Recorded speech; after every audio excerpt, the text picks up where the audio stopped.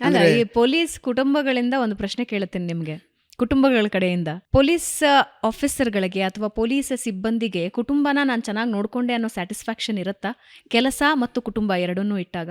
ನಾನು ತುಂಬ ಬ್ಯುಸಿ, ನಾನು ಭಾಳ ಕೆಲಸ ಮಾಡ್ತಾಯಿದ್ದೀನಿ, ನಾನು ಸಿಕ್ಕಾಬಟ್ಟೆ ನನಗೆ ಇದಿಲ್ಲ ಅಂತ ಆ ಥರ ಅಂದರೆ ಒಬ್ಬ ಮೂರ್ಖನೇ. ಏಕೆಂದರೆ ನಾವು ಏನೇನೆಲ್ಲ ಮಾಡ್ಕೋಬೋದು, ಏನೇನೆಲ್ಲ ಮಾಡೋಕ್ಕೆ ಸಾಧ್ಯ ಆಗ್ತದೆ, ಎಷ್ಟು ತೊಡಗಿಸ್ಕೊಳ್ಳೋಕೆ ಸಾಧ್ಯ ಆಗ್ತದೆ, ಕಾಂಪನ್ಸೇಟ್ ಎಷ್ಟು ಮಾಡಬೇಕು ಅಂತ ಅನ್ನುವಂಥ ಜ್ಞಾನ ನಮ್ಮಲ್ಲಿದ್ದರೆ ಖಂಡಿತವಾಗ್ಲೂ ನಾವೇನು ಫ್ಯಾಮಿಲಿಗಳಿಗೆ, ಸಂಸಾರಗಳಿಗೆ ಮತ್ತು ಮಕ್ಕಳುಗಳಿಗೆ ನಾವು ಸಮಯ ಕೊಡ್ತಾ ಇಲ್ಲ, ಅವ್ರು ಕಾನ್ಸಂಟ್ರೇಟ್ ಮಾಡ್ತಾ ಇಲ್ಲ, ಅವರ ಏಳಿಗೆಗಳನ್ನ ನೋಡ್ಕೋತಾ ಇಲ್ಲ ಅಂತ ಅನ್ನುವಂಥದ್ದು ನನ್ನ ಲೆಕ್ಕದಲ್ಲಿ ಅಧಿಕಾರಿ ವರ್ಗಗಳು ಆಗಿರ್ತದೆ. ಪಾಪ ನಮ್ಮ ಕೆಳ ಹಂತದ ಪೊಲೀಸ್ ಅಧಿಕಾರಿಗಳು ಅವ್ರು ಪೊಲೀಸ್ ಸ್ಟೇಷನ್ಗೆ ಬರಬೇಕು ಅಂದರೆ ಅವ್ರು ಮಾರ್ನಿಂಗ್ 8:30 ಬರ್ತಾರೆ. ಅವ್ರು ಅರ್ಲಿ ಮಾರ್ನಿಂಗ್ 6 ಗಂಟೆ 6:30 ಬಿಡಲೇಬೇಕಾಗ್ತದೆ ಪ್ರತಿ ದಿವಸ.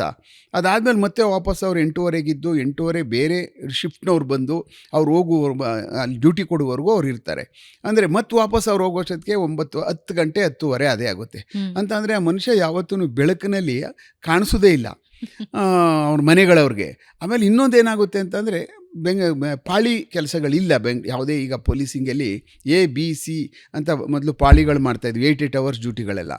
ಅದು ನಾನು ಇಲಾಖೆಗೆ ಹೋದಾದ್ಮೇಲೆ ಮಾಯ ಆಗ್ಬಿಡ್ತು. ಅದಕ್ಕೆ ಮೊದಲೇ ಇತ್ತು, ಸ್ವಲ್ಪ ಜನಸಂಖ್ಯೆ ಇತ್ತು, ಕಮ್ಮಿ ಇದ್ದರು. ABC ಅಂದರೆ ಸೆಕ್ಷನ್ನು.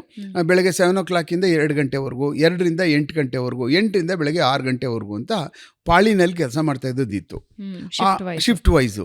ಅದು ಹಾಗೆಯೇ ಮಾಯ ಆಗ್ಬಿಡ್ತು. ಅದಾದಮೇಲೆ ಕಂಟಿನ್ಯೂ ಮಾಡೋಕ್ಕಾಗಲೇ ಇಲ್ಲ, because of deficiency of staff. ಭಾಳ ಕಮ್ಮಿ ಸ್ಟಾಫ್ಗಳು, 30-35-40% ಯಾವಾಗಲೂ ಇಲಾಖೆಯಲ್ಲಿ ಖಾಲಿ ಇದ್ದೇ ಇರೋ ಕಾರಣಕ್ಕೋಸ್ಕರ ಏನಾಗ್ತಾ ಇತ್ತು, ಈಗಲೂ ಇದೆ. ಅದು ಜನಸಂಖ್ಯೆ ಜಾಸ್ತಿ ಆಗ್ತಾ ಇದೆ, ಪೊಲೀಸ್ ಸ್ಟೇಷನ್ಗಳು ಜಾಸ್ತಿ ಮಾಡ್ತಾ ಇದ್ದಾರೆ, ಸಬ್ ಡಿವಿಷನ್ಗಳು ಜಾಸ್ತಿಗಳಾಗ್ತಾ ಇದೆ, ಮತ್ತು ಡಿವಿಷನ್ಗಳು ಜಾಸ್ತಿ ಆಗ್ತಾ ಇರೋದ್ರಿಂದ ಏನು ಮಾಡ್ತಾರೆ, ಅದನ್ನು ಅಲ್ಲಿಂದ ಕಿತ್ತು ಇನ್ನೊಂದು ಡಿವಿಷನ್ ಮಾಡಿಬಿಡ್ತಾರೆ. ಅವಾಗದ ಪೂರ್ವಕವಾಗಿ ಅದನ್ನು ತುಂಬಬೇಕಲ್ಲ, ಆದಷ್ಟು ಬೇಗ ಒಳಗಡೆ ರಿಕ್ರೂಟ್ಮೆಂಟ್ ಪಾಲಿಸಿಗಳು ಈಗೇನಿದೆಯಲ್ಲ ಅದ್ರ ಪ್ರಕಾರನೇ ಎಲ್ಲೂ ಲೋಪ ಇಲ್ಲದೆ ಭಾಳ ಚೆನ್ನಾಗಿ ರಿಕ್ರೂಟ್ಮೆಂಟ್ ಆಗಿ ಅತ್ಯಂತ ಬೇಗ ಅವ್ರನ್ನ ರಿಕ್ರೂಟ್ ಮಾಡಿ ಟ್ರೈನಿಂಗ್ ಕಳಿಸಿ ಅವ್ರನ್ನ ಮತ್ತು ವಾಪಸ್ ಕರ್ಕೊಂಬಂದು ಈ ಯಂತ್ರಕ್ಕೆ ಸೇರಿಸ್ಕೋಬೇಕಲ್ಲ ನಾವು. ಈ ಪ್ರೋಸೆಸ್ ಲೇಟ್ ಆಗ್ತಾ ಇರೋದ್ರಿಂದ ಏನಾಗ್ತದೆ, ಆ ಸರಿಯಾದಂಥ ಸಮಯಕ್ಕೆ ಅಷ್ಟು ಜನ ಬರಬೇಕಾದಂಥವ್ರದ್ರಲ್ಲಿ ಭಾಳ ಕಮ್ಮಿ ಜನ ಬಂದು ಸೇರಿಕೊಂಡು ಅದೇ ಥರನೇ ಗ್ಯಾಪ್ ಉಳ್ಕೊಳ್ಳುವಂಥದ್ದು ಆಗ್ತಾಯಿದೆ.